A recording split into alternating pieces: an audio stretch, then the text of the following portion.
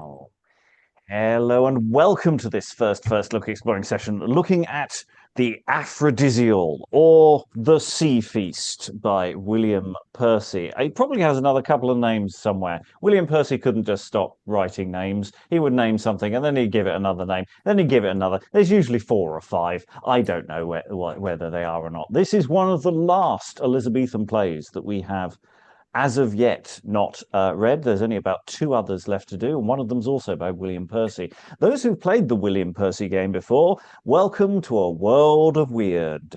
That's not leading the witnesses too much. William Percy has some interesting party quirks. This play is dated within the text as 1602, though the text may, I think off the top of my head, date from actually later. And there is a real question as to whether this was staged or not. The text purports that it was, but people have some doubts about the nature of William Percy's writing. So we're going to get through the first couple of acts with this wonderful room of readers and see what happens, and see whether it dances along merrily, or whether any squirrels are hunted, or anything horribly problematic occurs. We have some form with William Percy. I think this one's relatively PG, but do check description in the show description just in case there's any content warnings there that we were about to uncover. Reading today, Harpax, Hero, and possibly some other parts as well, is... Hi, Olga here. Joining us again after such a while, reading Oceanus, Nereus, Gripus, Vulcan, Graces, Humida, etc., is... Hi, Tamara here. Reading Talus, Leander, Thetis, Balene, and Arida is... Oh, thank you for telling me how to pronounce it. It's Keith Hill in London. Do not assume that I know how to pronounce it. I'm just saying this stuff quickly. Reading Glauce, Rudens, Thalia, and probably, well, it's down as Arion. I suppose it's Orion, isn't it? Is... Liza Graham, also in London. And I'm your host, Robert Crighton. I will be reading the stage directions and any other parts that suddenly we find we need to read. We have got 2 other people in theory joining this session at some point, so we'll be sort of phasing them in as we go. But without further ado, we do need to crack on because there's a lot of text to get through, and a lot of it will be stage direction because this guy wrote a lot of words to help guide you through the staging of this play that definitely happened in the past. It's definitely true. It's absolutely true. So he describes the properties. It gives us a proper sense of a setting. This is a boys' company play, or designed for. So in the middle and aloft is Oceanus's palace. The scene being next Proteus Hall, a chair of state of terns and clouds, and a long bank of terns and clouds jump, and even on either side the chair representing a verdant bank of the sea. The chair not highly raised and placed in the middle, under the palace. Highest of all, on top of the music tree, is a sign saying the Aphrodysial or Sea Feast 1602. So, and this is a part of contemporary staging. They would have actually had the name of the play on boards on the stage to just make sure you turned up to the right theatre. In a corner of the stage, the Balene's den. The stage hung all, if not for 20, discreting the sight, with cloud colour, otherwise with arras or other sea property, but fitting. Arras best I conceive the foresaid properties of bank and chair not have omitted. Veils of Proteus Hall, sand colour all. A trapdoor in the middle of the stage. We may or may not unpack all of that later, but let's just say anyone who says that early modern theatre wasn't interested in aesthetics is clearly wrong. This is a playwright who's definitely thought about aesthetics and also indoor theatres. Clearly, he's riffing off what indoor theatres are definitely actually doing at this time, which is really clearly defining a sense of space. So, with those clues in mind, I actually ask someone to read a bit of the play. So there's a prologue. Enter Harpax, the prologue, after the second sounding to tell people to get into the theatre. Gentlemen, albeit it hath so happened that I am descended to you, lo, from the court of King Saturnus in form of a fisherman, notwithstanding in this place wherein you be now, you must apprehend me a god. That God, I assure you, that maketh the flintiest hearts among you now and then to resolve. But let that pass, and listen all to cause of my coming from above, from King Saturnus his court, you must conceive. Once every year, be held under these seas, in court of King Oceanus, in honor of my lady and mother Cytherea Aphrodysials. This is the day, and here, this day, Cytherea intendeth to dine. Vulcan is sent before from above by Aglaia, one of Cytherea's her graces, and his new bedded spouse, from King Saturnus his court, you must suppose, to work platters and standing bowls against the feast. I, her cousin Cupid, am sent after him, as now you see me in likeness of one Harpax, a fisherman, to observe his haunt. This is the sum of that I know, and this now you all know. Other accidents, of which this be but scruples, the sequel of our marinal shall declare them in all unto you. Only our desire is, as ever henceforth, you will but obtain your long-wished mistresses, gentlemen. Each of you would but vouchsafe accept of a fresh and fragrant garland of watercresses, distributed to him on his brow, to sit quiet the while, and with us to concelebrate our Aphrodysials in same manner and order. This is the sum of my argument unto you. Love and Cytherea both be at your service, gentlemen. And after the prologue, they then sound the final bells, the equivalent of "please make your way into the seats, the show is about to begin,"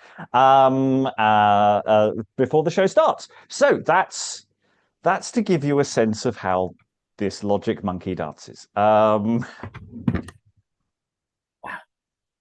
It's really weird, the way he writes. And some of it will be helped by additional punctuation. The punctuation you've been given is slightly tidier, but it's broadly speaking coming from the text that we get, because it's this kind of never-ending running on when he's writing in prose sort of style. You get some of it's absolutely clear. It's like, here is plot thing.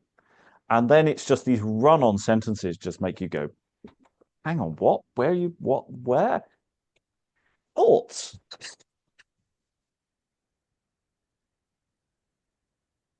We're aware that only Liza's really gone through this process before, so it's always lovely to see new faces for a William Percy.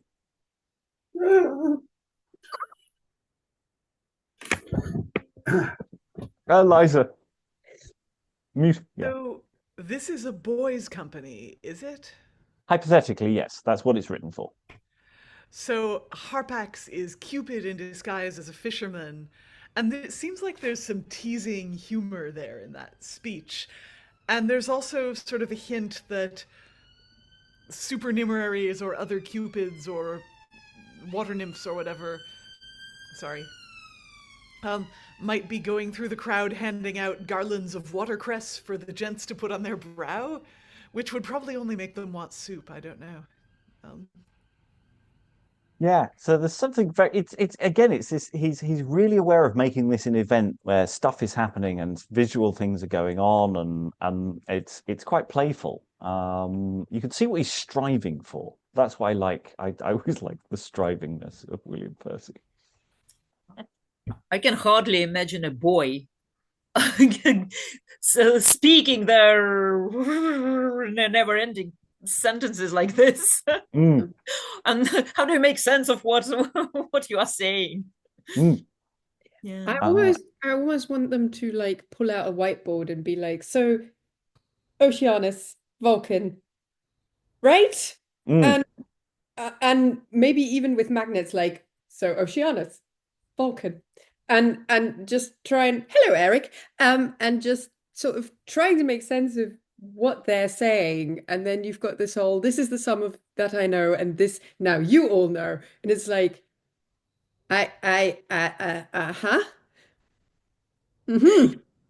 Yeah, you are right. We would benefit from some visual support here. And of course, it's like it's going on. We're here for the Aphrodisials, and everyone. And yes, of course we are, because we're all aware exactly how they function, and it's understood as to what kind of celebration an Aphrodisial is. I mean, we can guess, but from the word, but I don't know specifically what the rules are. I don't know what the etiquette is for an Aphrodisial myself. Eric is in the room, so we can proceed with a pace. Arion, Proteus, Cyclops, and Aglaia. Eric, you will be speaking in just a moment. Are you queued up? Excellent. Welcome, Eric. I don't remember where we are or what we're doing, but it's fine. We're doing Act 1, Scene 1 of the Aphrodisial. So, okay. Good luck. Good luck. You have an opening barrage, but I do a stage direction first. Act 1, Scene 1. The direction. The speakers and mutes were Oceanus, Nereus, Triton, Arion, Talus, Glauce, Humida, Arida, Thetis, Leander, naked and bound above the privities with blue weeds, and led by the arm by Glauce, bound in a scarf of sea blue, Vulcan and Proteus. Triton sitting by Oceanus and writing in a toll book on his thigh. Oceanus now sitting in the chair of state. They came in suddenly, as it were, without pomp or order. Oceanus leading the way, the rest placing them on the bank on either side of him. Arion, his speech is translated word for word out of the first week and 5th day of Senior Dubatus. Talus, his fellow stray, Arion with and of Arion, Talus with a large pair of compasses of copper. Go dialogue. Gentlemen, since seized you be both, our rays, now relate us from point to point the whole process of your adventurous lucks, and first the Cytherade begin to say. Now had I gold and honour and content that I had purchased by my instrument, which, when in a covetous bark, a greedy traitoress, I did embark me so sup the air of Greece. Straight lo the shore went back, Tarentum's steeple forsook our sight, and from each diverse people nothing was seen but wave and air, while on the liquid sea the pilot had but one.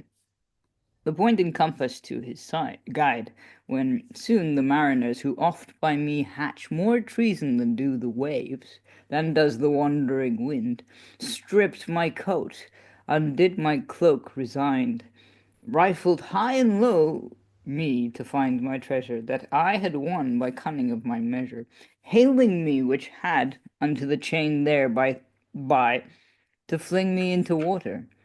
Sons, quod I, with weeping eye, that have the sea your sire, that of the raging waves do tame the ire, that know the moist and now the dry inhabit.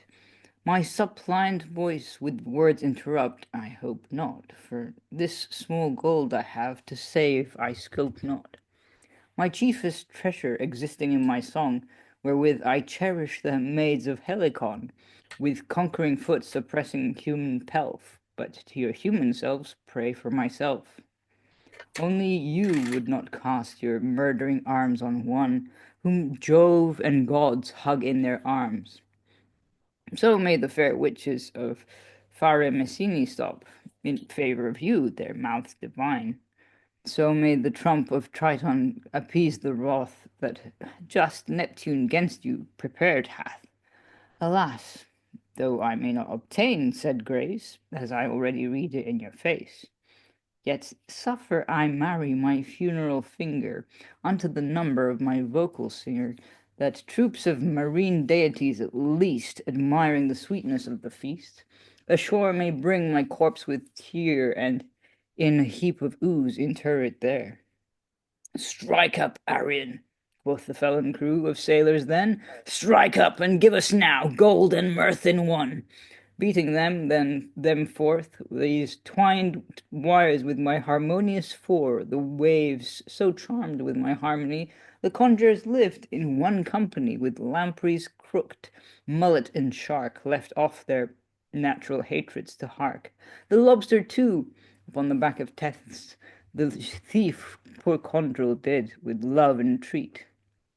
When amid the troops of thousand fishes that wait upon the call of Proteus' wishes, a dolphin better than the rest, recording her motion to the harmony according, coasting the bark with flowing flume and slack, summoneth me now to leap upon her back. Thrice they did thrust me on to sea, thrice did I give back, thrice again they thrust on me, and thrice did I recoil, when in the end, not able to forbear what they intend, I got upon the miser's back, who now seemeth rather to fly than swim. I vow, the charge she had on her made so light, the least flat she fears, the least shelf I weet. Not for herself, but charge, and with slight sport, seeketh to bring her Phoebus to his port. The while thus to my dear meteor I, in picked passages, pay my fare per die. O mighty lords of sea, that while in haste to drench this world, made thousand seas one waste, preserving but one spotless pair from crime, to celebrate thy name in after time. Alas, cast eye on him that hath one sight of body drenched in sea, my horse, O sprite, and ship without a guide, be thou their guide. If conqueror I be of wind and tide, or that on Grecian shore my foot I print, with solemn vow my jury harp I stint, my heart, my hand, my voice unto thy lore. The spuming sea now straight his rage forbore.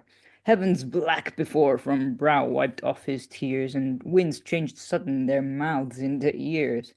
The courser, discovering this court at length, seemeth intend, now blamed her hasty strength, and longer to enjoy this harmony wished yon 100th mile of the hostelry, yet preferring the hearth of men, dear lord, before of his sweet tunes the rare accord, she wafts him safe to you, and which I prize, life I gave her, that life gave to me.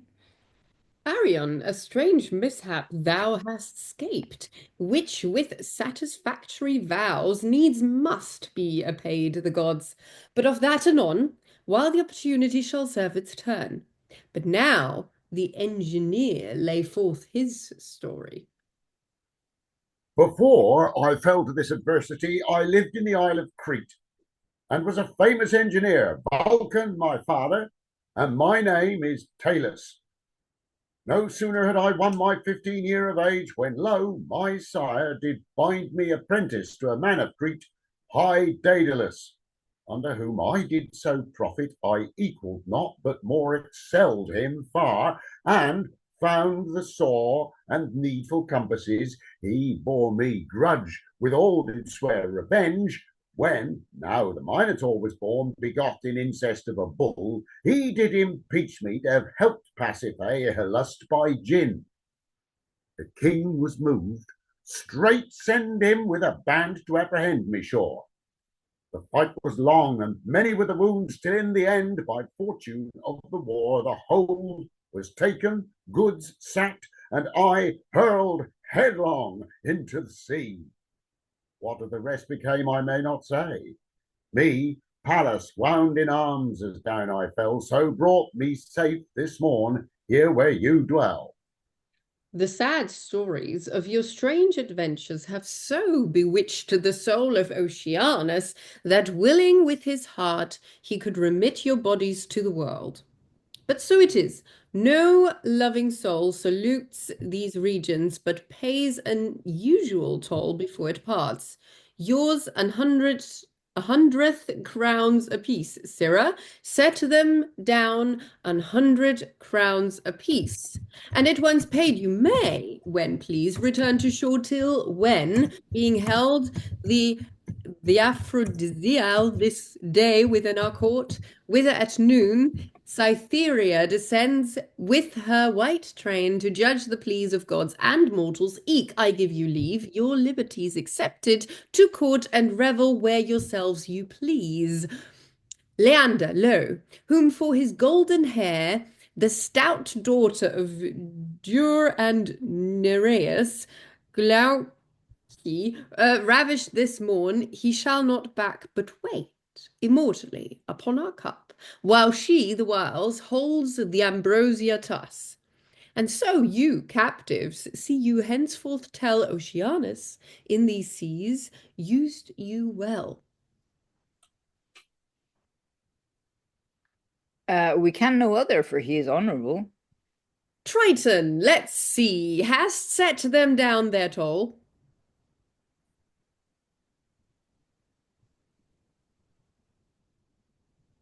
Oh, there isn't a Triton. Fast as pen may walk, my lords. There, fool, there.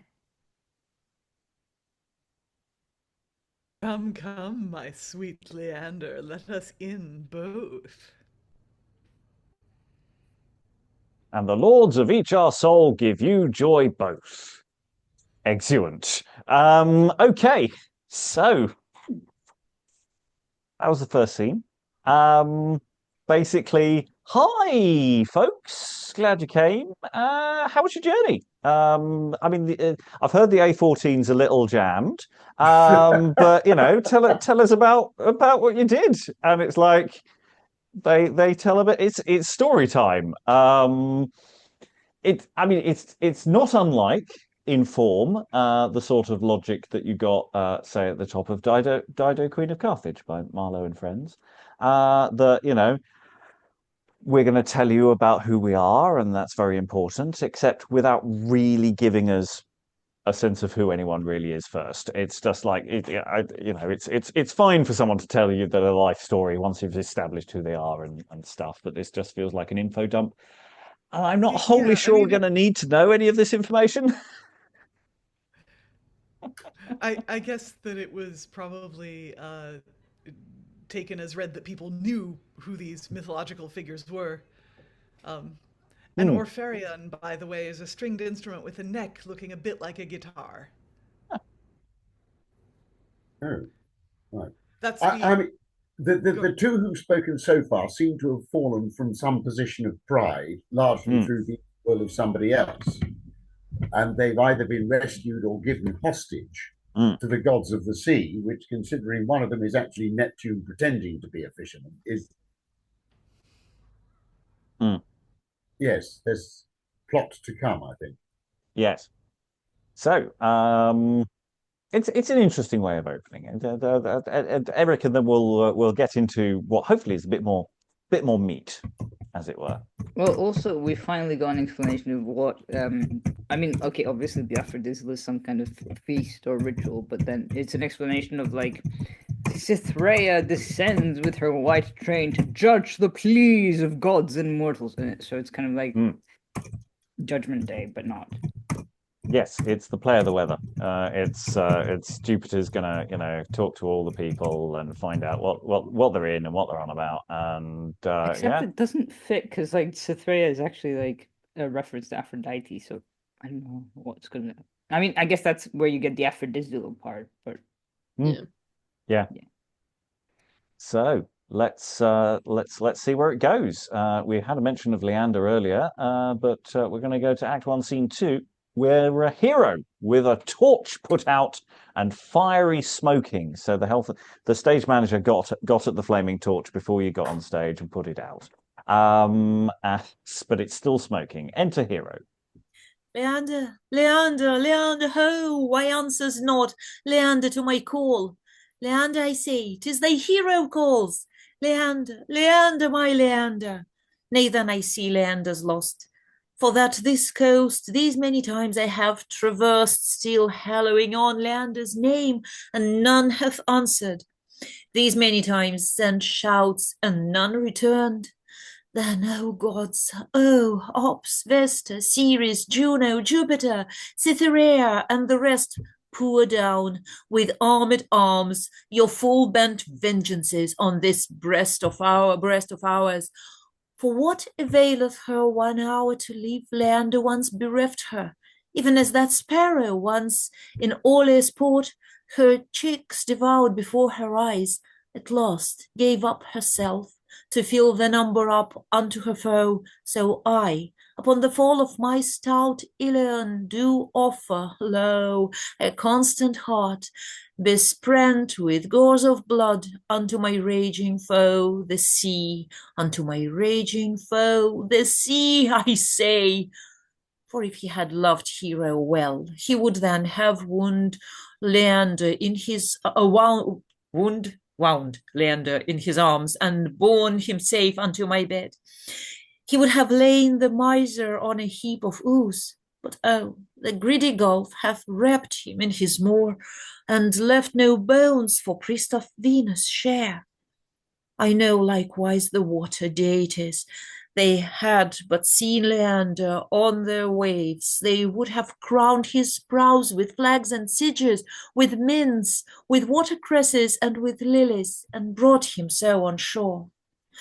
Oh no, I find it was some monster, flown from rock, that foully swallowed him. Not any else, but surely cast your count. The deities berept with beauty, and do favour those that most in countenance do resemble them. And such Leander was, in all his parts, and features framed, for had you but seen his copious rays drawn forth in longitude, his Pelops shoulder carved of ivory, his glorious heaven with 2 stars set, his fragrant bosom, and his honeysuckles of or love or voluptuous, you would have deemed him. And find you then such fault, you gods and men, I wail so impatiently, my Leander, Leander, Leander, my Leander. Act 1, Scene 3. Leander appeared above water, wan and naked, crowned with blue seaweeds, head and privities. Hero! Whom do I behold? Leander. Alas, how pale and wan the poor heart looks. Call no more Leander. A god he is. Glauce tangled me labouring in Nereus' ward, and there, against my will, plucked me into sea. O tide of woe, O mell of misery! Why didst not hold the funnel forth on high? Alas, I did. What wind did murder it? Hadst thou but one while maintained his light, I had been saved. Oh, silly me for law. I never shall privy thee, hero, more. I'll give my jewels unto sea to pleasure thee. Not all the treasure in the deep will measure me. By powerful spells I'll loose thee from thy thrall. So mayst thou enthrall thyself withal. Share I will with Glauce, so I ransom you. I? Shall I find my hero so untrue? Is lost forever my Leander's kiss? Never the gods once stalled return from bliss. My case is desperate, and I fly to you. Come, haste, and yield that in my arms. I come. Hero! I come. Hero, my hero, I say. I come, Leander, I come to thee. And he plucked her underwater to him, exuent. Is there a water tank in this indoor theatre? Yeah. Are they in an indoor theater, or is this in a lake? I think some sort of blue scarf was mentioned, representing sea. Yeah, I imagine, like, you know the kind of fabric you would have as children. Yeah, something like that was mentioned in the description in the beginning. Yeah, it was. Someone was paying attention. And the trapdoor. Well, we put it on at the Bridewell then. Yeah. I come, yes. Well, I mean, it's a scene. There is a sort of clear beginning, middle, and end to it. It's a scene. Things happen. There's some stichomythia. There's a big question about how versy, how best to lay out some of this stuff, because it's not wholly clear sometimes what it's doing. Eric. Well, this feels a bit like sort of, in terms of accuracy relating to the myths of like mythology, Greek mythology. It feels a bit like sort of it's partly accurate, but sort of like Pelopidarum Secunda, or whatever that play was, which was kind of like a student play that was obsessed with, um, Agamemnon and all those guys. It's kind of, I don't know, it's just hilarious in that it's a bit overdone, but also I can imagine it being played on a stage. So, yeah. Yeah. It doesn't feel. Keith, were you going to say something? Yeah, it assumes a very, very in-depth knowledge of classical myth. I mean, the passing reference to Pelops, and we've had a couple of mentions of Nereus or Nereus, and he appeared. Pelops was the son of Tantalus and one of the fathers of the tribes of the ancients. I think he may even have been, no, not a Titan, that was the other lot. But I mean, one can presume that it makes its effect by the bits that Eric's pointed out, where it departs from the myth and all the audience nudge each other and go, oh, you see what he did there. But so far, we've got a pattern of people using the sea for their own purposes without paying any respect to the gods thereof and coming dreadfully unstuck as a result. Yeah, don't muck about in the sea. Otherwise, you're going to be there in your seaweed swimming trunks, which is costuming detail that. Yeah, I should have contacted my agent. Yeah. Eric, I mean, go on. I was just going to say it's interesting how it changes from prose to poetry, because obviously, I mean, like, well, that may be illusionary. That's just a question of trying to decide what to do with the text. So yeah, I'm but still like, I playing with mean, Arion had like pure poetry. I mean, because obviously he's a poet, so I guess, and a singer and whatever. But like the rest of the characters are very poetic in language, but not in form. Well, again, it's that may be more down to the form that you're getting. There is a lot of text work here that I'm playing around with to decide actually how it should be laid out, because we don't have. So you mean part of what looks like prose may actually be verse? Yes, in the version you're getting. So, sometimes we do feel the rhythm there. Yeah, yeah. So I erred on an end of caution with playing around with it too much at this stage. Anyway, let us go into a slightly more sustained bit of business. Act 1, Scene 4. Enter Harpax, Rudens, Ponticus, Gripus, and Proteus, which I think uses everybody. Mr. Proteus, I do assure your worship, if you quell not the rage of yond Leviathan, we shall roast all we shall take henceforth upon the superficies of our 2 thumbs, I swear. Is a thing abstinent in nature to see what vagaries the villain will fetch. He roareth like 30 barrels of gunpowder. He springeth at a spring 3 acres of water. He squirteth fire, not only before, but also behind. Pia Mater, preserve thy virginity. More, he roareth Latin, Hebrew, Greek, Georgi, Italian, French, Spanish, German, Dutch, Welsh to boot.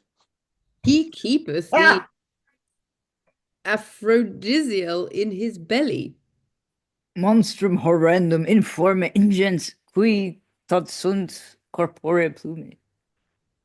Boons he hath not understood us the while. Plume, sir, your fowl is a fish, sir.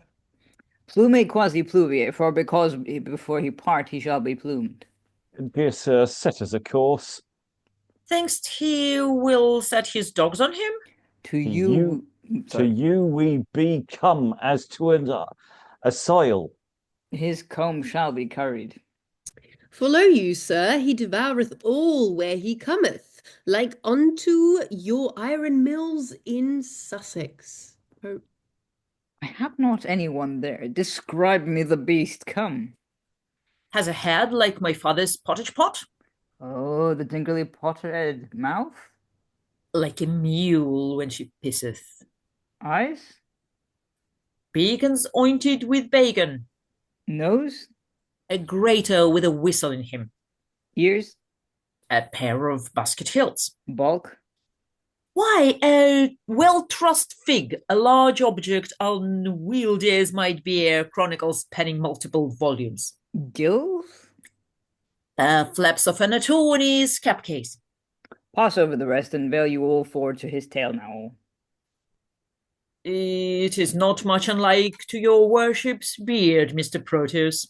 Proteus touches his beard. His properties? Come, say. Well, first he will leap you lightly over a mast, as Master John will do over his chain. Who's the gentleman? Say. John and Apes, sir. Oh, John and Napes. Secondly, you will foam you at mouth 1,606 kilderkins of brine at a breath, and sup you in as many at another. What store of grease hath the villain? Why do you ask? For my shoemaker's benefit I do it. 4,644 tons, 155 hogsheads, 1 quintal and 1/2. That is reasonably well. Thirdly, he writeth with his nose. A text? A text. Fourthly, he will tell you what the money is in thy purse. Proteus. A bad property by my faith. Fifthly, dances trenchmore, either to drum or drone. Oh, the gallant. Sixthly, singeth prick song. Passion of me. Seventhly, speaketh Greek. And keepeth the accent? And keepeth the accent. Finally and lastly, I will tell you his infallible oracles as a 3-footed stool. A 3-footed stool. That is at Delphos. When comes he forth to his repast? Say. About noon. Thus it shall be. With a net shall be laid forth first for him. We will, in the manner with our full mights and force, hail him incontinently to court. Sir, I thank you for your high wisdom. But how, if by chance, as all things be mortal, he do escape us? A harping iron may then chance cleave his sconce into 2 parts.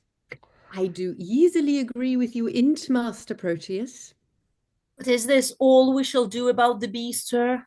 Yes, very verily and indeed, sir. Oh, for the net, let me alone with him. Me for the ropes. Me with my grapple to hold him short by the nose with it. Brief each now to his booth, and meet we here again soon, so prepare us against this villain you talk. Ritthaler. And let us have a song before we part with all. So, sir? Most excellent. Begin, sirs.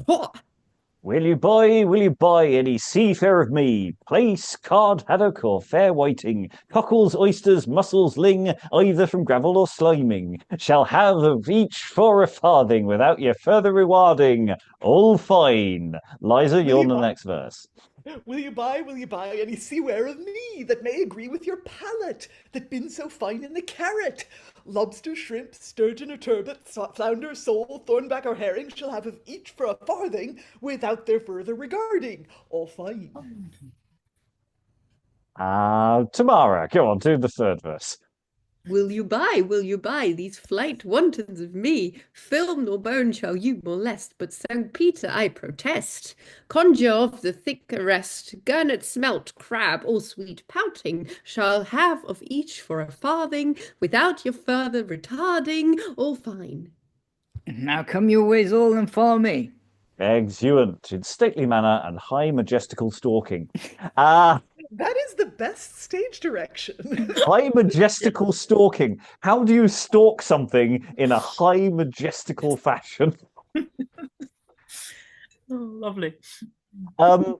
This is something I do remember about William Percy. One, the songs are usually really good, genuinely good, and also that sometimes the comic subplots really do bounce along quite nicely. I mean, again, they're basically just describing this nonsensical monster, and it is really fun. And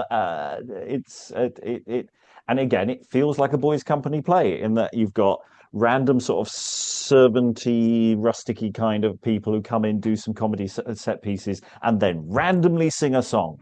That is very boys' company. So regardless of whether he actually got a boys' company to perform it, he knew his market. He did his research. I enjoyed that. Partly because I understood it. Liza. It's really interesting. I wonder basically what they're describing here is whaling. Yeah. So I wonder how old commercial whaling, as it were, is in Britain.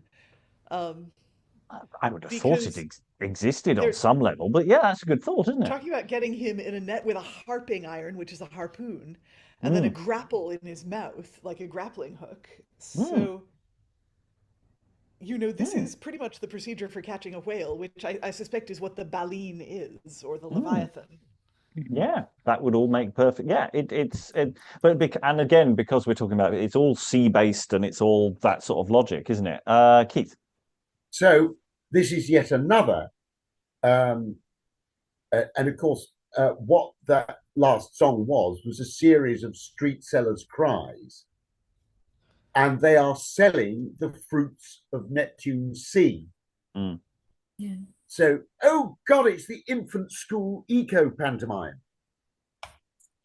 A little bit of Elizabethan rapping coming. Complete with a comedy teenagers Welshman with their rap. A comedy Welshman whose classical education is better than anybody else's. Yeah. Not that we've seen one of them anywhere before. Yes, sure. No, we've got. I mean, there is an element, and very little of this feels desperately original. I keep feeling sources. I keep feeling similar scenes, but that's how writers grow and develop, is they start often emulating and just stealing bits they like, and then they get good. Eric, I just like the fact that Proteus is obviously like some sort of company owner or whatever, because he's Mr. Proteus. He's not even like Sir, he's Mr. Proteus. Well, that'll be a contraction of master that I haven't expanded on. Yeah, but still kind of it's master. Yeah, it's okay, well, we've got one more scene for this act before we complete. So let's complete the act. We have Vulcan, Harpax, and Cyclops coming in. So live long and prosper. Whoops, Sirrah. Oh, my lord. Harpax, ad estam paucis te volo. Come on thy ways. That I'm thy lord and master, thou knowest it, my boy. My own charge, that I do assure you, my lord. That a master hath for his relatives a servant to do him his business, say. True. That businesses be of a diverse sort also. True again. Of which sorts bearing letters is one. With the right, your lordship, to my lady Aglaia, your new-bedded spouse? Why speaks not? Well, come on. I infer soritically by these the premises that thou must needs bear me now 2 letters, the one to Humida, a maid of the moist sea, the other to Arida, a maid of the dry land, Proteus' daughters. For arithmetically, I'm fallen in love with both the two, the one or the other, I care not which. My lord, what needed this network to Paxtorf? I would have done it with half the coast. I, that am winding into my mistress's favours, must use winding arguments, boy. Winding arguments be of a diverse sorts. Of diverse sorts, the readiest is to be chosen. Now, therefore, before I do wind into my lady's sanctuaries, I am practising that ready argument, surnamed the mouse. See? Give me your letters. hold thee. When must this be done? Soon. Have no other business to employ me? Be done, return, God bless, my son. And you as Caesar between two bays, the oak's mud may bear, between two honest horns, the cock's hood, farewell, my lord. It, too. He was a calf dared first to stir me. Physically, two contraries might not be contained in one, and the self-subject at one and the same time.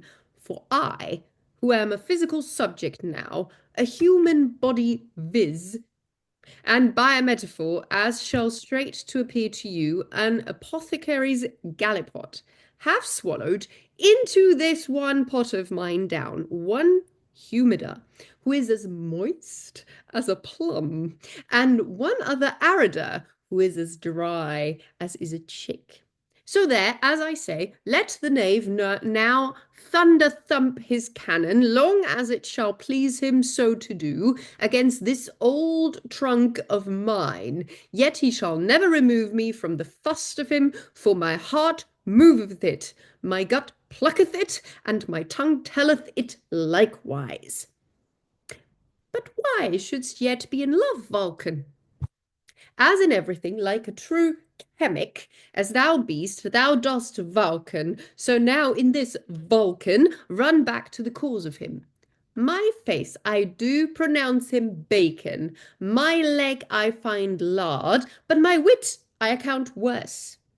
Therefore I do infer by these the premises that the whole parliament of celestial deities, for those the dirty parts, my gallant wife, my lady Aglaia, hath played silly downhauling me, have in this one now new match all of them sung Osanna in excelsis to come before me now.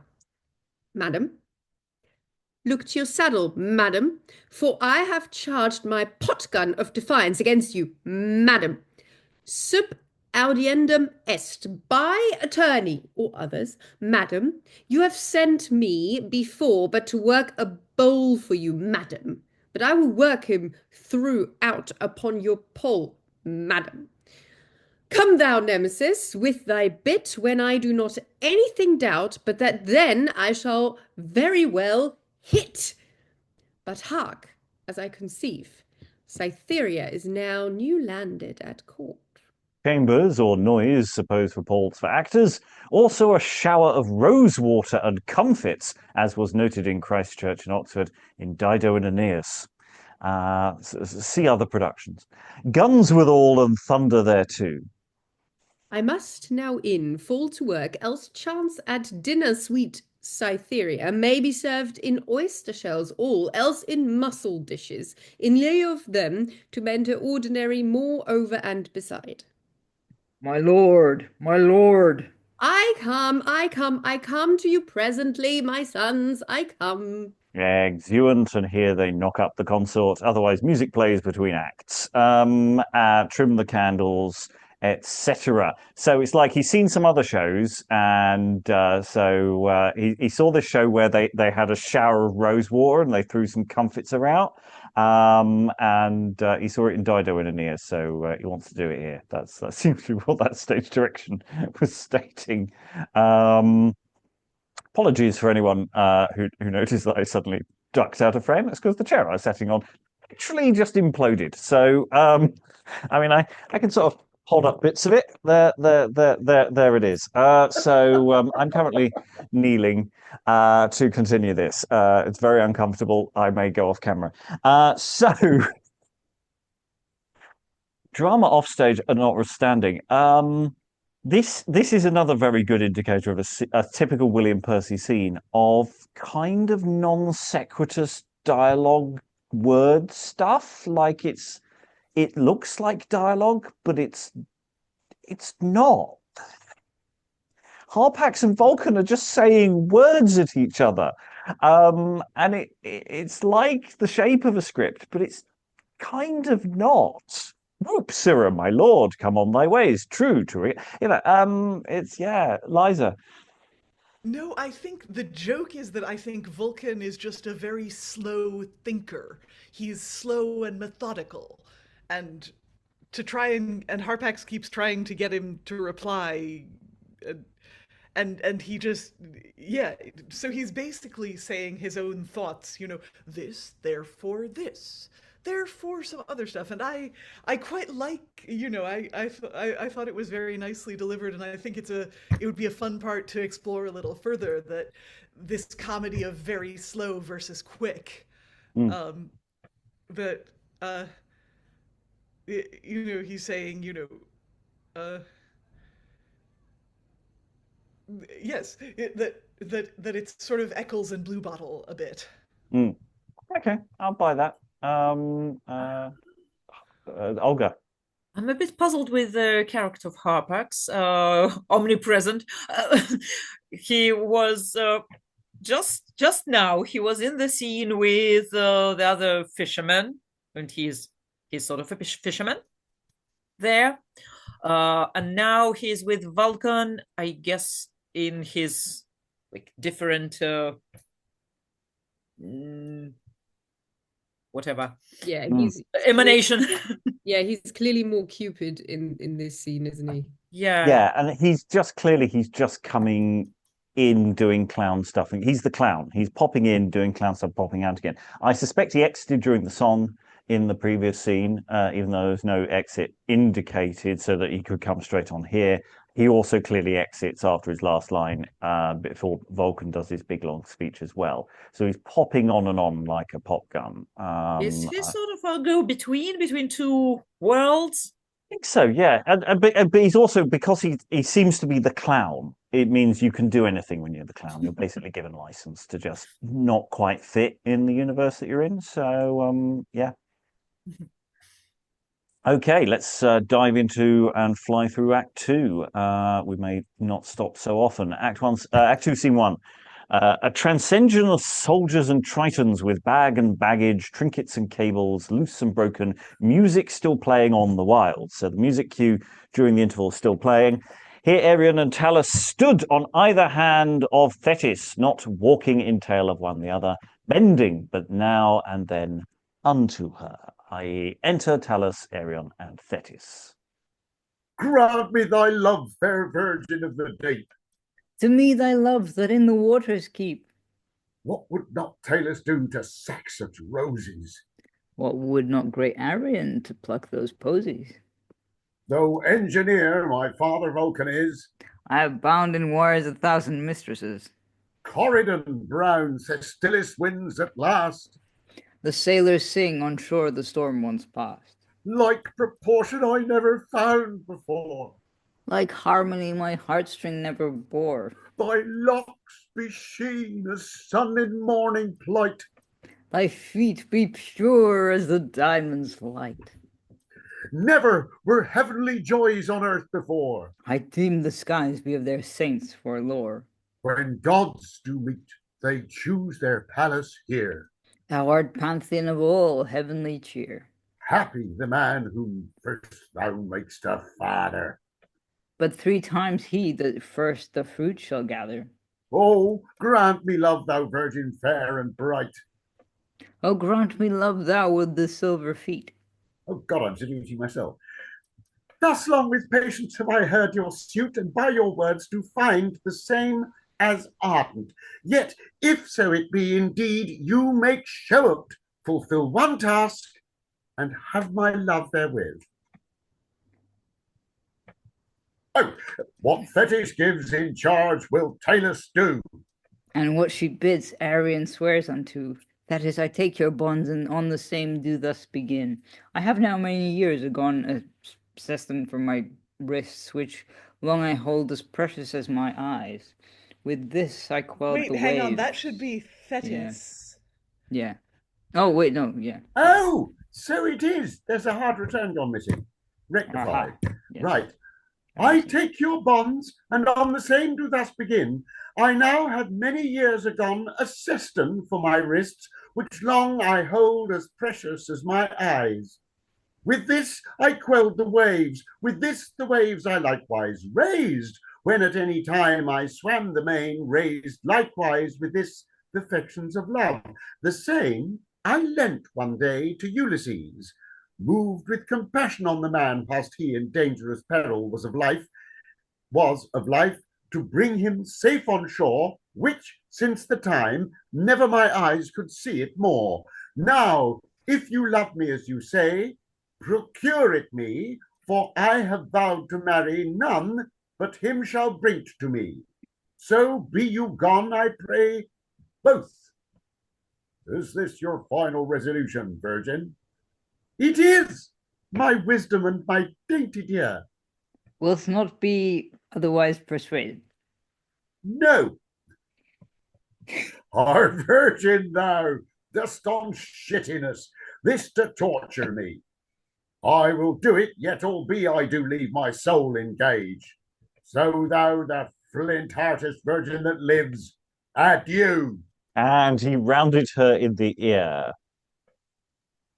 Adieu, good sir. Commend me to your father. Arion stared her in the face. Nor will I return till I bring him you, Thetis. I do thank you. I think that must be Thetis again, yeah. Oh, yes, it is. I do thank you for your diligence too. So, take the tide along with you, I pray too. Exit Arion and Talus. Be they flown? A puff of wind flow after, a just a court case of combs did never meet. Why did the woodcocks think it possible to obtain Thetis, the one an engineer, the other but a kitharide? It is decreed by prophecy of old Themis, should spring from one of Thetis' loins, should be greater than sire or mother, beside one that should conquer towns, cities, and nations, wherefore refused young Jove, my love, for fear of cross to his aspiring to Olympus. Hold now in rigour under Saturnus, for whom may be more great than youthful he. Cause, I say, Jove might not have this Ceston, nor Neptune eke, though he commands the waves. But let these range in the name of Dagon, the sea, and home return without their booty. For such a task I have imposed on them, the toil they'll spend shall not procure the same, though they should ransack the whole watery main. Only flourish and see thou home, disdain the embracements of such lowly men.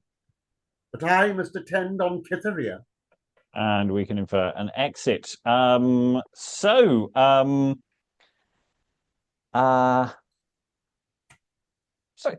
I'm just trying to pass what's going on with shiteness.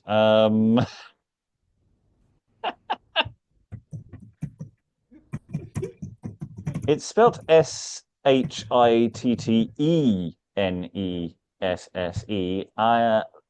which is slightly different, but doesn't add. I'm trying to think whether it means something else or there's something else going on. No, I'm not sure it is. Okay. Tamara. Well, I just find it interesting that all of a sudden we've got Dagon, who, and this is kind of something that I've observed throughout the whole play. Reference to Caesar while we're technically in Greek mythology, and then a reference to Dagon, who is, I think, a Syrian god, if I remember right. So we're just pulling stuff out of a box, it seems, a little bit sometimes, and throwing it in, and I do wonder if maybe it is meant to be verse rather than prose, and that's why you kind of needed something that is, you needed something that fit, and Dagon happened to fit what you needed. I'm not entirely sure. I just They're gods. They can do whatever they like. Yeah, stick Dagon in there. Why not? Yeah, why not? We've got some good sticker myth here at the start, which bounced along quite nicely, and the rest should be formatted in verse. Keith. Yeah. Dagon, if I remember rightly, is one of the gods proved to be false in the Old Testament by some prophet, possibly Samuel.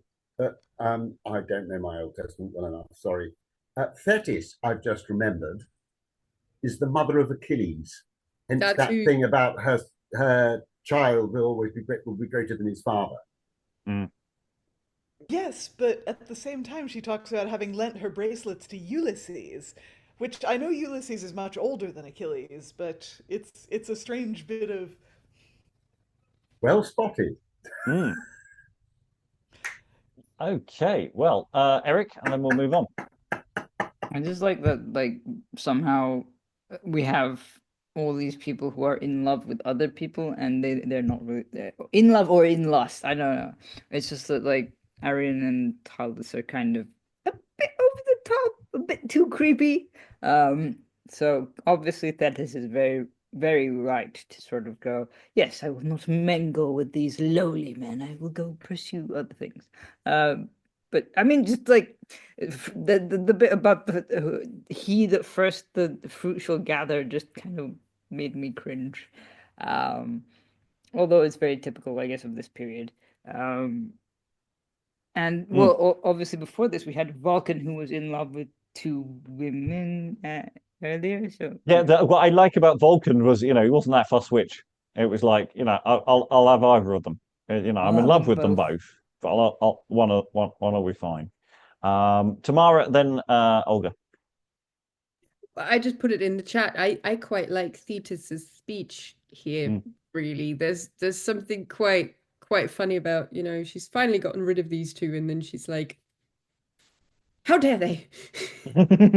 Me, who's going to mother Achilles, the hero of all heroes. How dare?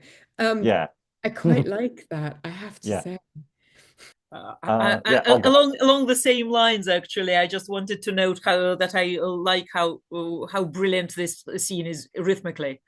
The wonderful rhyming match between them, and her and very stageable, and her just looking at them both, and then getting rid of them. So yeah, beautiful, energetic pace, beautiful rhythm. Yes, no, the Stickomythia was really strong. I was very, very impressed with that bit. Okay, Act 2, Scene 2. Enter Euphrosyne, Aglaia, and Thalia in their sea attires.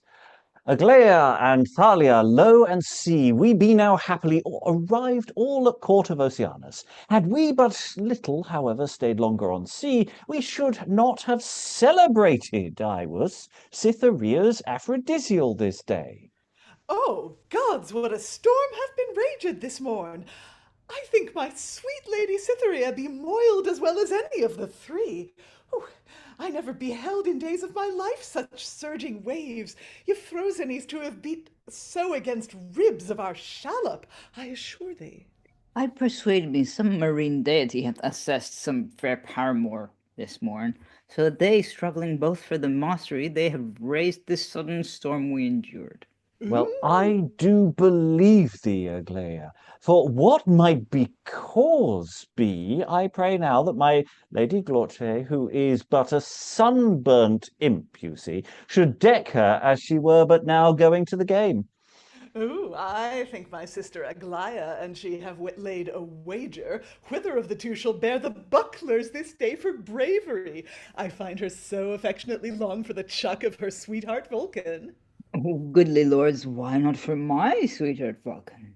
For cause I see not anything in him for thee to so affect him, Aglaia. Not for his gold, I'm sure, Thalia. For there be things in him that better than is his gold, I assure thee, Euphrosyne.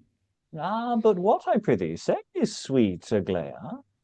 The virtues of his mind do far exceed those his endowment of fortune, I assure me. But what be those? But what be those his virtues, sister? Say. Item and imprimis, that constant love he bears me doth countervail the wealth he hath obtained by knock of his hammer. For all that finesse of yours, fair mistress Aglaia, he may chance fall into lapse yet of some of the watery element. Not for the gems of the sea, I assure me. How if he should? What cause might you then have to frustrate him of his faithless attempt? I should so beseech him with lure of my looks and with harmony of tongue that, will he know he should in a trice aspire but unto kisses of my lips. That will confound that smell, Mary, that he shall bring with him of that garlic he shall have et next his heart that morning, dear Aglaia. Fie upon thee, sister, fie upon thee. Why? What's the matter now, Aglaia? Nay, I have an antidote for that, sister. What, I prithee? Nay, pardon me for that. Here's such a coil with us now. Come away, my lady, come. My lady is so dank with the storm she will call away for the three straight low. And well remembered, Thalia, Mary, for never dive dapper have been so soused as she hath been soused by the waves, I trow. Then with speed come and see that each thing be in readiness against her doing. With the best speeds I may, Euphrosyne. Haste you, Lady Aglaia. You too, as we go into Act 2, Scene 3, very short, with Glauce standing at the door. Come away, ladies, come away. Cytherea hath such need of you as passes. Come away, hoes. We come. We come. Hoa, I think, is the correct pronunciation. I know. I was riffing a little bit for the audience at home. Come away, ho. And exit. Well, that again had a lot of bounce and stuff going on, but again, we've had about 6 scenes now, and it's like they're all totally separate scenes. It's like, it's like we're just setting up so many characters, and I'm going, who are they? And it's, well, I mean, they're painted quite nicely, and I really enjoyed the scene, but I would like a plot to emerge at some point. It's the great review of mythology. Yeah, it's the mythology review show. Okay, that I could go with. I can go with that. It is the Aphrodysial. Obviously, everybody's doing a turn for the Aphrodysial. That's what it is. They are all just socializing, partying here. Yeah, it feels like a slumber party, doesn't it, Eric? Yes. The sort of the scene that we just did with Aglaia, Thalia, and Euphrosyne felt very. I think it's in Sappho and Phao, where Diana's maids are made to fall in love with some. Well, I mean, in pretty much every Lily play, basically, we have Diana's maids falling in love with someone, and I think it was in that one. That might have also happened in Galatea.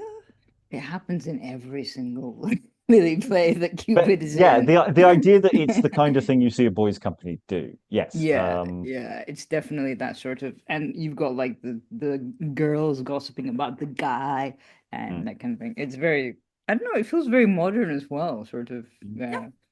Actually, as I was listening, a random bit of fun information came to my mind that Aglaia and Euphrosyne were both very, very popular names in Russia in 19th century, and took a funny, in best Russian traditions of shortening names, took funny form of Aglaia turned into Glasha and Euphrosyne into Frosya. So they're both very, very popular characters, sort of. Okay, right. We go back to a scene with characters of that we've met before in this configuration. So, Act 2, Scene 4. Enter Proteus, Rudens, Harpax, Ponticus, and Gripus. Masters, is the toil set? Give him a jolt on the bulk. I fear it will cause him rebound to his den, Proteus. Take thou heed to that, Harpax. Fear not, I will steal between him and home, and instead of my harping iron, will employ my whole talons on the jack of him, and if it shall so like you, Master Proteus. Where I will be bold, trip his worship's tail, so swing him ashore. Me on his back, Ponticus. Me with my ropes to clew them fast together both. I then after them to leap upon the jacks of both the twain. I'd lead you ashore, all with my grapple in his nose, I was. Here is his den, and here let us begin to wait the toil. Come on.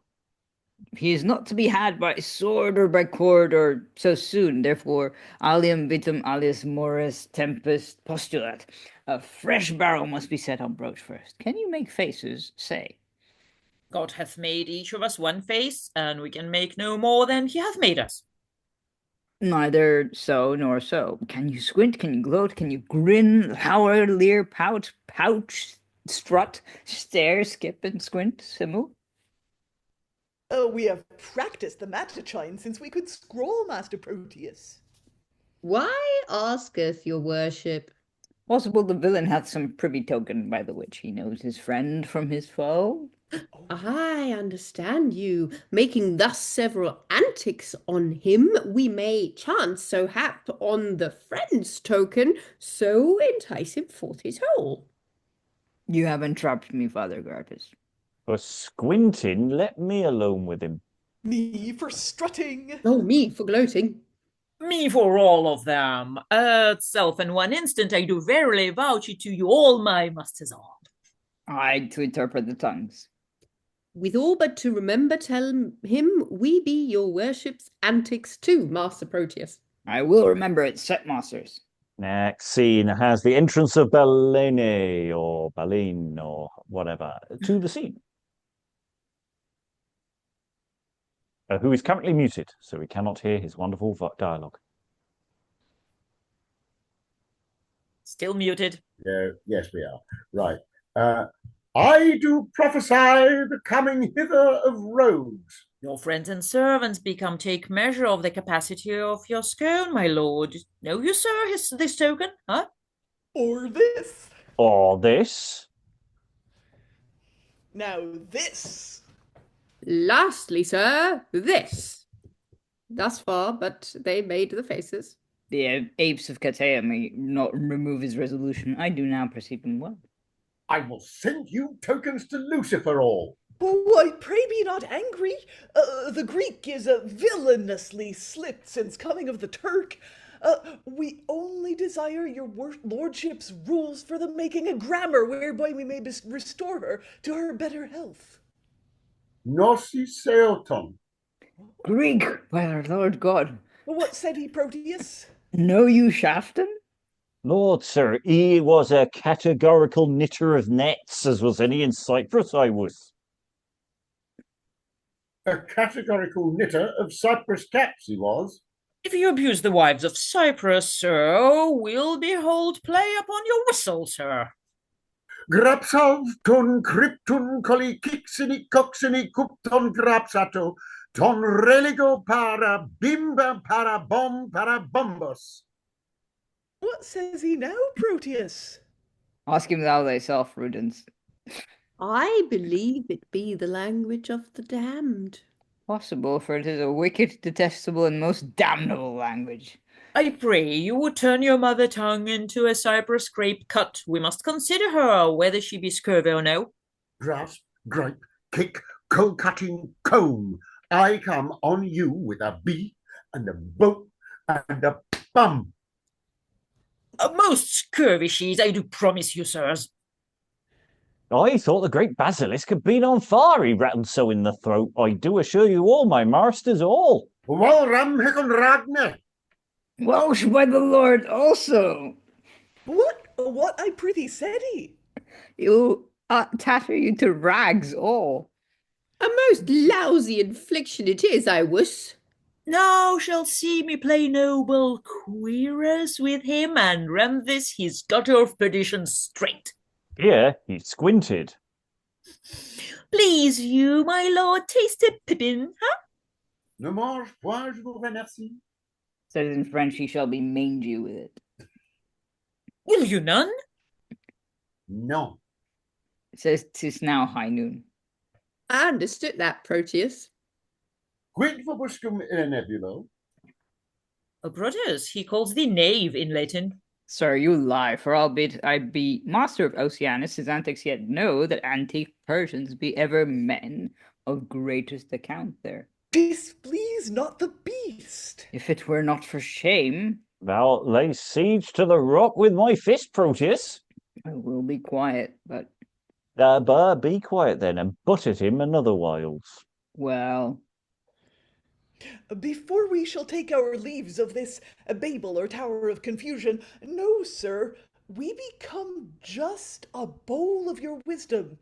For they report you have 2 faces under one hood like Janus, yet can we discern but 1 face and 1 whistle. Now, if, as they say, you can tell things past and things to come, sir, Say, what did my wife last night in my kitchen? She lighted a candle at wrong end to obey thy bidding. Admirable!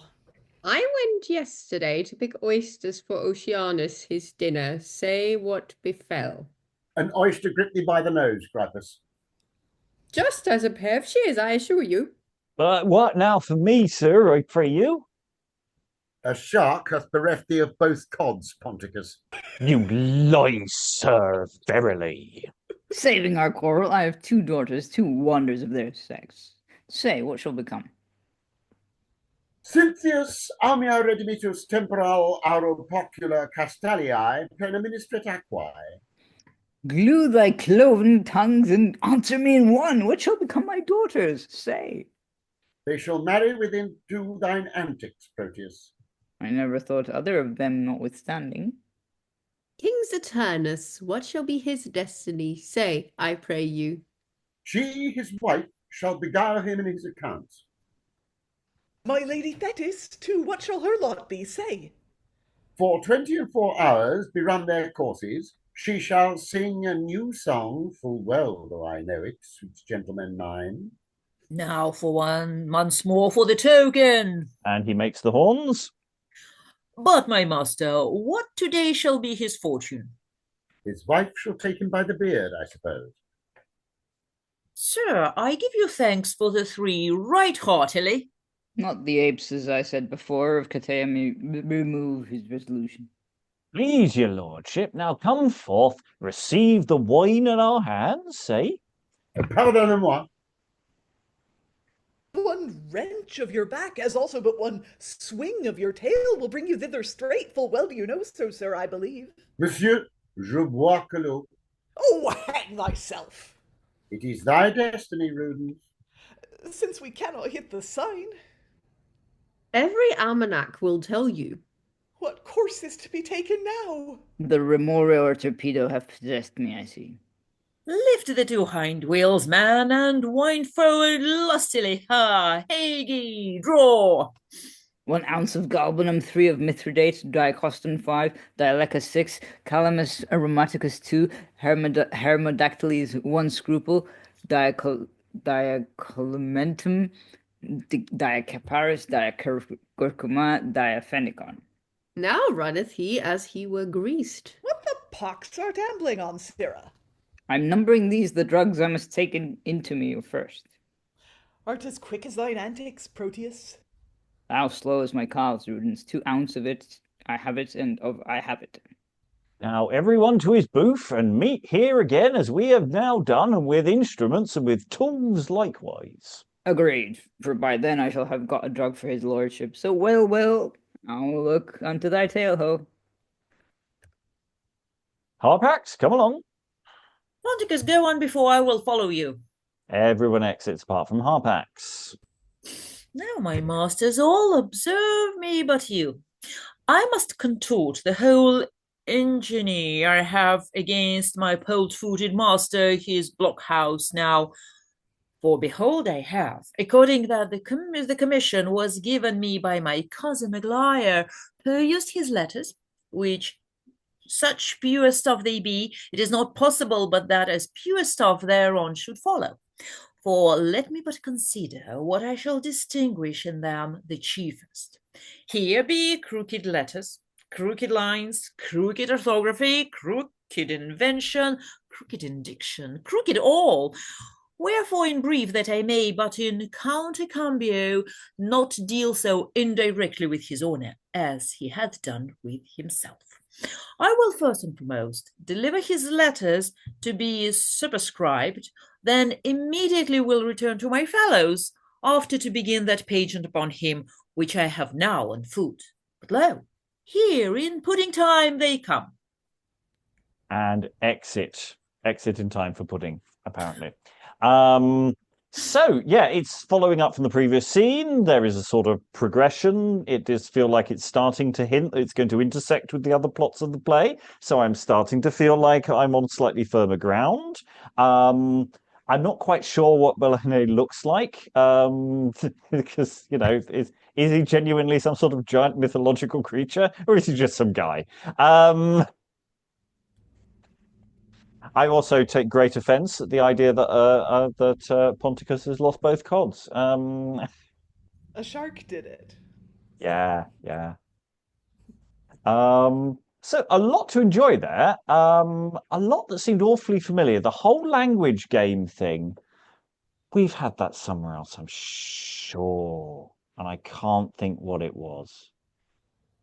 What play it was, but Wasn't it in Marston or something? Like probably like in some sort of yeah, it's just feature type thing. Yeah, it's something like that. It was awfully familiar suddenly, and not just vaguely outlined, but actually something a bit more specific. And I can't think what it was. Anyway, one for the future to sort of try and pick up on. So yeah, I'm enjoying these rustics. I'm enjoying their plan. I'm enjoying their business. I think there's quite a lot there that probably needs cutting or trimming or adjusting, but the shape of it's good. Quite liking them. Kind of understand the gags. This makes me happy. Okay, we've got a couple of scenes we'll do back to back, and then we'll close. Act 2, Scene 6. Enter Arida, Humida in their ordinary habits, as per the names of persons. Perukes and rebatoes of the same. The one cloth of silver blue, the other cloth of gold yellow, for the expressions of the sheen. Blue a water sea, and yellow dryland shore. So costume to indicate who they are, as discussed earlier. Harpax enters to the side at some point later on, I'm assuming, because he's only just exited. So Arida and Humida start everything off. Sister Humida, though your reasons were this morning at our rising so pregnant, you shall never persuade me, though, but that in small things we do excel you.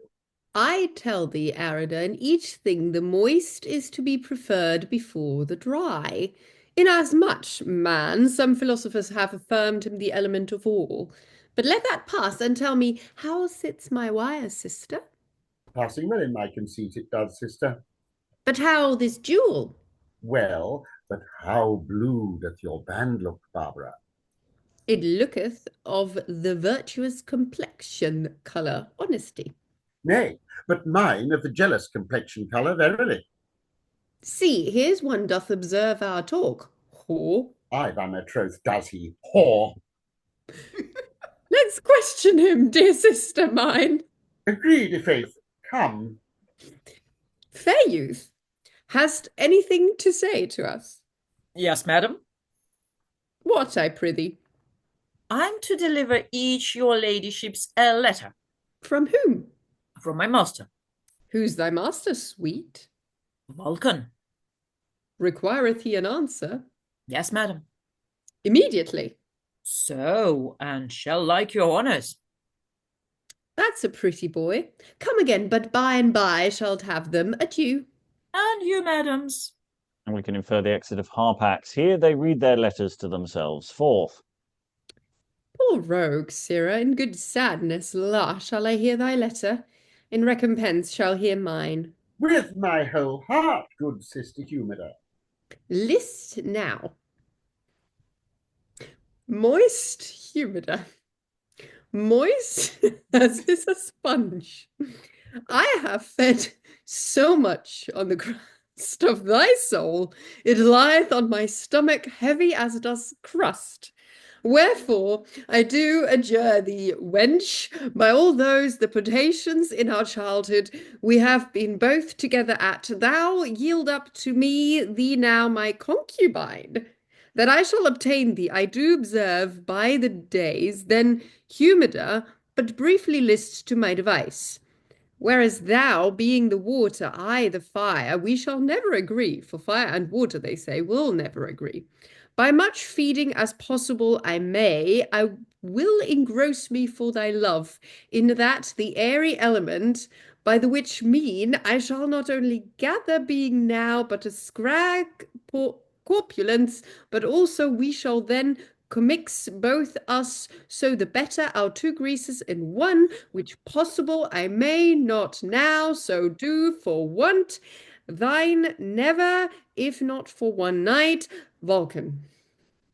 Send me your answer and pay the porter. Word for word's the same, but where he must needs. Well, let's hear him, prithee. Come, dry, Arida, dry as a sponge. I have fed so much on the crust of thy soul, it lieth on my stomach heavy as doth crust, wherefore I do adjure thee, wench, by all those the potations in our childhood that we have both been together at, thou yield up to me, thee thou not my concubine, that I shall obtain thee, I do observe by the doors. Then, Arida, but briefly list to my device, whereas thou being the dry land, I sometime the air, we shall not agree, for the earth and the air, they say, will never agree.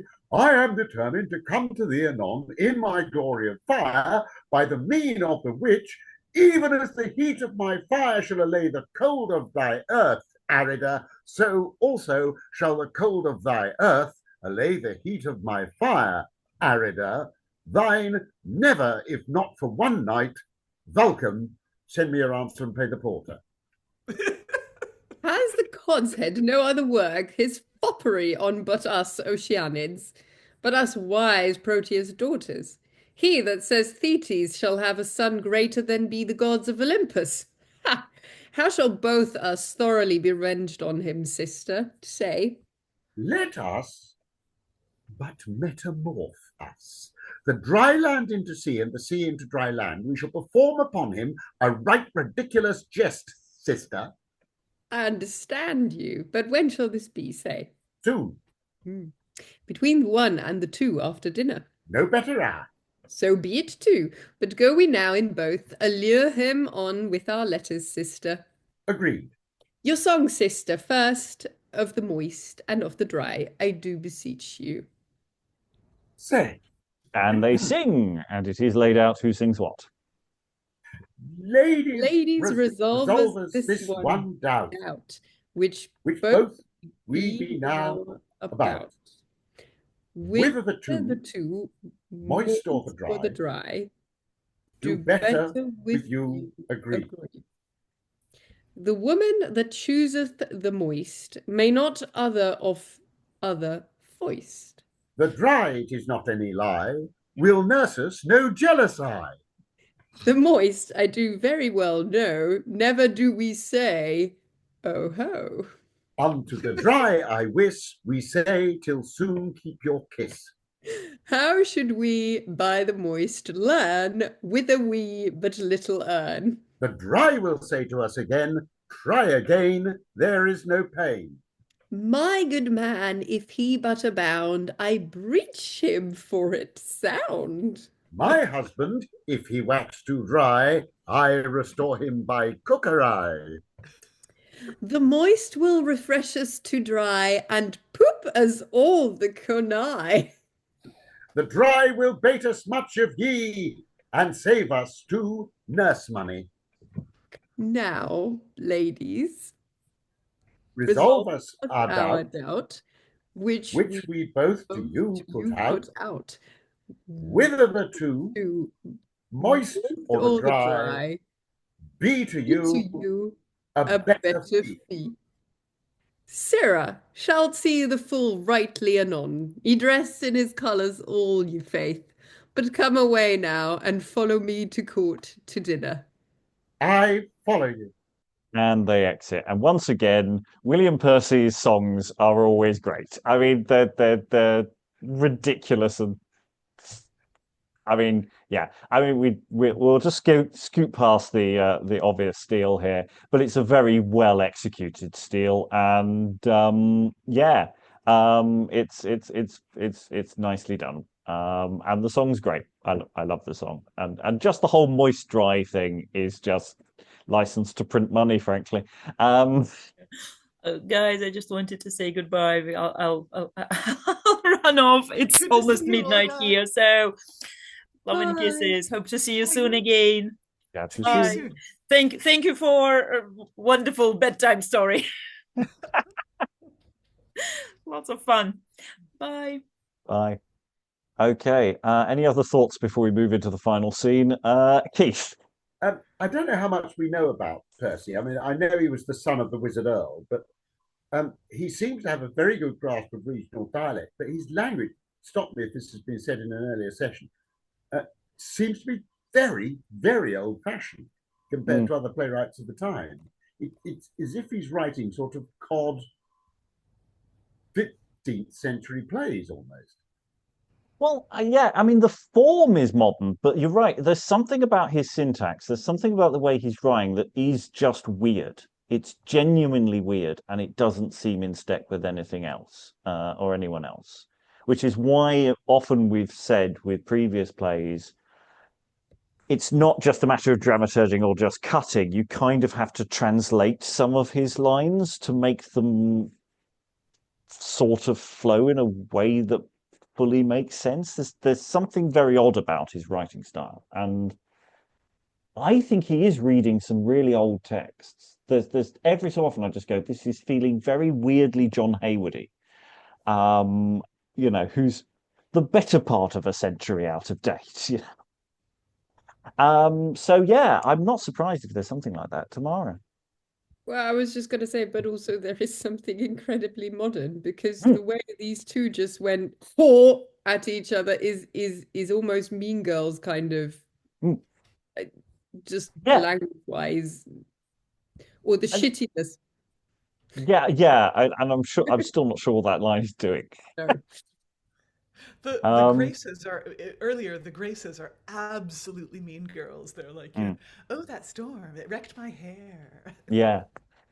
And say the shape and the basic idea of the scenes is absolutely there and feels, you're right, absolutely modern. It's just something about the very specific way he phrases things that just seems weird. And I'm not even sure it's it's old-fashioned. I just think it's just strange, and I'm not sure what he's doing. I think this is the primary reason why people question whether this was performed, just because it sounds so weird the way his phrasing works. Eric. Well, I think also we have to appreciate that he's managed to get like multilingual jokes in there. Like the whole Gnosiafton, no Shafton is just hilarious because I mean, if you know Greek, then it's hilarious.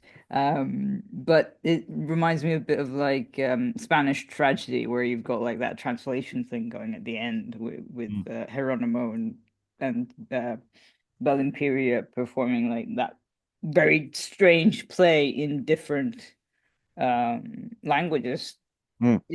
Yeah, what on earth is going on there? It's just it's delightful. I'm enjoying it. Yeah, and for all that sometimes he's mashing things together or cross-referencing in slightly odd ways, he's clearly read and knows this stuff, and he clearly, it's not that he's getting things wrong as such. I think it's just he doesn't care, and if he's doing mashups, then it's fine. And he clearly does his research for his plays. Dream of a Dry Summer is weirdly researched, and there are many things wrong with it, but he's clearly done some research to make that play exist. For all the many reasons he really should never have done it. Anyway, Act 2, Scene 7. Enter Oceanus and Leander in godlike attire. Oh, get a bit godly now, so that's nice. Leander, thou knowest what have been the loves of marine deities to thee. First by that burning fervency wherewith Nereus' daughter this morning took thee on the sea. Next by my bestowing that blessing on thee of all the greatest, immortality. Thus I do not recapitulate to thee, as I would send thee again to shore as one unmeet for this high dignity, but that thou wouldst requite one love for other. Then, good Leander, this is that I do say to thee, thou wouldst help me in a suit to which thou, and none but thou, mayst further me. This the brief. So thou, in brief, now answer me.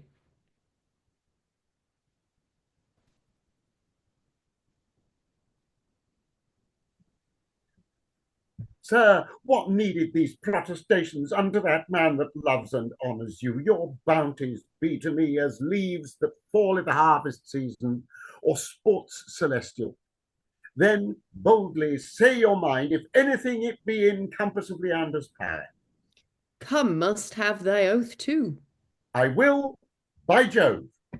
Then no, I love thy hero, and none but her, and to thy promise here I challenge here. Gods, who would have thought Oceanus to have gone about to taint his servant's bed? Shall I have her according that thy oath? To see his joy, Leander would be loath. What would not the one friend do to please the other? If friend unfriendly craves, we must be other. Some love community, then why not some? Some be some be some. How now your doom? The Spartan gave his wife the gallants to man. Should a true lover sell his heart's joy then? Above all the gods to hate ingratitude, do hate ingratitude. So, when in others' corn we sighs intrude? Better left in place it is no thievery. Anything be dearer than hero to me. Thou wilt not advance my burning suit, say. I cannot, sir, I pray you pardon me. Well, I will try another way with thee. Wilt bear her a gem as token from me? Sir, that most willingly. Read thou this now. Goes some gem encased in shell of a fish with posy about him. Thine by the sticks. Ha! Hast sworn by the pool of Styx she's mine. Then, la, sir boy, upon the penalty I claim thy promise. I have, I do grant. Therewithal desire to be remitted. The world shall not unbind thee, Leander. Good sir, consider me. Speak not to me, behold I charge thee, on the penalty that on the default depends, which is loss of thy immortality, thou bring me, and that without longer tardation, fair hero, to my bed. Think thou on it, and say Oceanus hath forewarned thee. Till then I leave thee. What lions cannot, cunning foxes may, but now I must wait on Cytherea. And exit Oceanus. Hard choice, Leander, to lose immortality or love. The one is dear to me as is my soul, the other the spire of our beatitude. I'll persuade her, though, according to my bond, till she find mean to cancel it. By hap may she save immortality and love, only for the fact, if thou displeased be, oh, Cytherea, dear, oh, pardon me. And exit. Oh, drama. They knock up the consort. Brief candle trimming moment before the play continues. We're not going to continue. That's it for the this. Yeah, it's like Act 1, stuff happened. Act 2, some stuff happened, but then the stuff starts pulling together and it starts feeling more satisfying. It feels like there's a plot now, or at least there are plot threads. Will they all come together? William Percy, to be fair, usually can weave multi-strand plots really well. I felt a bit more at sea in this particular text. But I'm starting to see the light, which pleases me. And the comedy plot line's doing quite nicely, where it's overtly comedy rather than something else. I'm now looking back at that first scene. Oceanus's initial sort of, hi, tell me a story thing now seems to make a bit more sense. It's like he's assessing people he might be able to use or later on. There's sort of like, there might actually be a logic to that part now in a way that wasn't initially clear. So thoughts from the room. How are we finding Eric? We've been here before. Yeah, I mean, there are so many places I could refer to, but everyone in this play is so horny. I mean, what on earth is going on? Are they going to have a big orgy at the end? Is that how it's going to work? Yeah, I'll behave. Well, it could be arranged. That's entirely possible. it's weird because it seems quite a large cast, but it's also quite a diffuse cast. The reason why we're doing this in the evenings, where we don't normally have that many readers, is actually almost no scenes have more than about 3 or 4 people in it. There's one plot line when there's about 5 people in it, and a sixth joins. So it's sort of like it's large, but actually it's only ever small until I think the final scene when everybody turns up at the same time, the bastards. That's going to be chaos. Eric. Yeah, you do get like a lot of. I mean, I feel like there are this person. Well, William Percy has seen a lot of plays and have probably even read a lot of plays because there are. I mean, not just like Lily or Marston or anything we've mentioned, which are boys' company plays, but like this trick with the yes, you promised to help me by sticks or by whatever, is basically stunts that we've seen in history plays with Marlowe and history plays with like I don't know, King Edward and like John Shore, that kind of element. I mean Jane Shore, sorry. John, Jane, whatever. Yeah, well, and it's a general mythological thing. Never promise anything to a god. It's always, it always goes badly because it's like always show your workings. You need to see a good contract before you sign it. I mean, yeah. Interesting.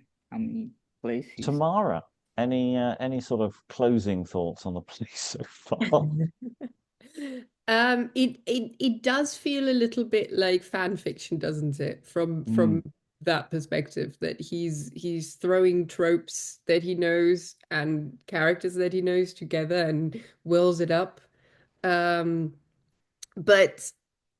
I agree, you are starting to see the light, but at this point it's still a little bit like a patchwork play. You're kind of trying to work out who is connected to who. Is it just familial bonds? Like you've got Vulcan and his son. Is that ever gonna come into play or not? For me at the moment, the red thread is kind of missing that I can follow through the play. I do love a lot of the scenes because the scenes itself, the self-contained scenes, are well written and they kind of trundle along nicely. But then the big plot is kind of missing for me at the moment. Yeah, it's like you get a scene and then you get another scene and then you get another scene, and it's only in Act 2 that we start going, oh no, this scene is sort of they're not just, it's not just there's an Aphrodysial and everyone's just on the stage because of that. It does now feel, and hopefully in Act 3 that will build even further, because that's where we'd put an interval, and we do want people to come back after the first half. And at the moment, I'm not quite sure we've sold it to the audience yet to come back enough, even though there is some. But it's like this whole thing of they're talking about going capture. This guy they're going to cap, the rustics are all going to go out and capture. Describing him like this terrible Leviathan monster they're going to catch, and he's just this guy. And admittedly, they're going for a deliberate reason because they want him to do predicty things, and but that wasn't awfully clear actually. And when they set that situation up, in that fun though that scene was, the setup wasn't actually clear what the hell was going on. Keith. Yeah, it feels to me as if the way to sell this is to make every single characterization, especially when you're multi-rolling, utterly distinct and instantly recognizable. I mean, from the mean girls to the thick boy at the gate who speaks better Greek than anybody else to, somebody's probably going to finish up wearing a nappy. It feels rather like very early, very paranoid Monty Python, eked up to a full show length. Yes. I had that thought, and yes, that's what it feels like. Liza, any final thoughts to throw into the room? Well, I agree very much with what Keith said, and also I liked, was it Tamara who called this a patchwork play? And I think that's kind of a wonderful way of putting it, but all the patches are very shiny. It's also sort of a magpie play in that it gets an assortment of shiny objects and puts them in a bag and shakes them. And so each the boys in 2s and 3s get to do each their little turn, which, you can imagine might be quite charming, with every group striving to outdo the other in humor or in charm or in music. I think we might also be dealing with a bit of textual corruption still. But once that's cleaned up and with a few edits, this could be quite fun to do more work on. Yeah, well, the textual corruption. I mean, I don't think there's much corruption per se. It's mostly about formatting as to precisely what the form of the verse is. There's very little that isn't as he wrote it, because he rewrote and wrote, and he was quite careful, I think, over his manuscripts. The difference is this isn't a published printed play which has gone through a series of editorial layers. So it's a different. It's not corruption per se. It's more just trying to interpret what this guy is trying to tell us, which is slightly different problem. Tamara's point about the fanfic, I think, is sort of that thing. And I think that's the objection that a lot of people have had to Percy, is that it feels like this guy's been to a lot of theatre. He's read a lot of plays. He knows what he wants to do, man. I can see it. There's all this stuff, and the attention to detail, to the costuming and the setting, is really useful, actually, because actually it's telling us what's in his head. It's like, oh, this is how it was staged, or this is how I imagined it should have been staged, and almost like he's deluding himself that this was the production he got when he reworked the manuscript however many years later. I don't know whether this one is one of those. I'm fairly certain he effectively sort of keeps reworking the text over time, and he comes back to them later in his life. I think that's the narrative. I could be wrong on that point. I have a book here. There's a very good Malone Society edition of this play that came out recently, which I've only just started actually digging into. So it'll be really useful to actually start really picking apart this text and seeing what goes on. Any other final thoughts before I close the session, Eric? To be fair, it's kind of I actually forgot what I was going to say, but anyway. Yeah, no, it's just I feel like you'd need to workshop it quite a bit to get what each character. I mean, obviously the comedy is sometimes just comedy for the hell of it, so that you can get people laughing and stuff. But like the bit about the drugs was like, it kind of went a bit over my head, even though I'm a Greek speaker. And I'm like, reading those in Greek makes more sense than reading them in English.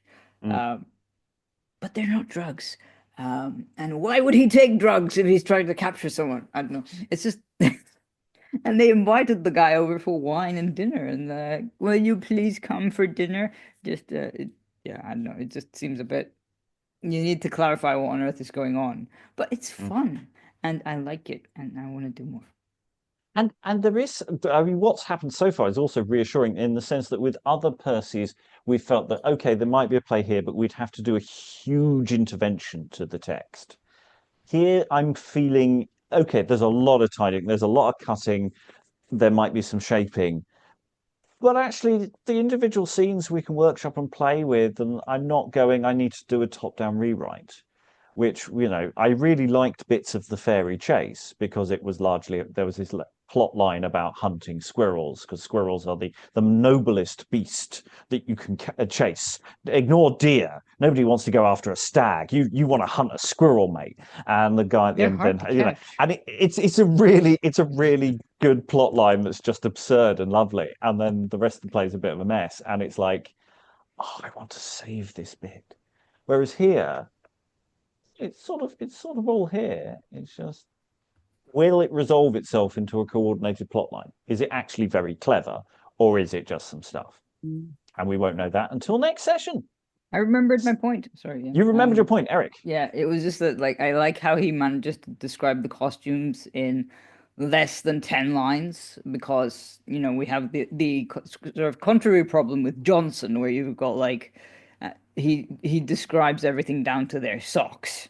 Well, to be fair, he's describing masks in that context, so that's a slightly different game. But still, I mean, Johnson writes a lot. Not that he writes badly, but it's just a very different type of play. Right. Well, we have run out of time for this session. We will return to this in a week's time, perhaps, for us, not for you. You probably get to this next video tomorrow, you lucky people. But this all happened in the past. For all we know, an asteroid's landed on our flats, and we're not here anymore. Another chair will have fallen out from underneath me again, and you'll never hear from me. So all that remains is to thank all the wonderful readers for their wonderful reading. Thank you very much, everyone, and goodbye. The moist is to be preferred before the dry.